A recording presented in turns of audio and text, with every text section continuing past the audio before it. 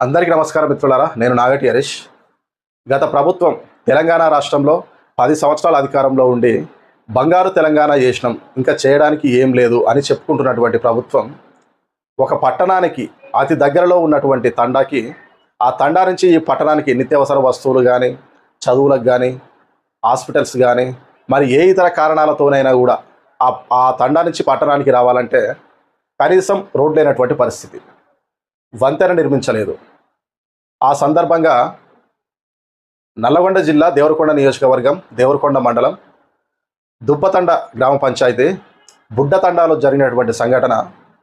నేనావత్ నర్య అనే ఒక వ్యక్తి ఆ తండా నుంచి దేవరకొండకు వస్తుండగా, వాగు దాటుతుండగా ఆ వాగు తీవ్రత ఎక్కువై వాగులో కొట్టుకొని పోయి చనిపోవడం జరిగింది.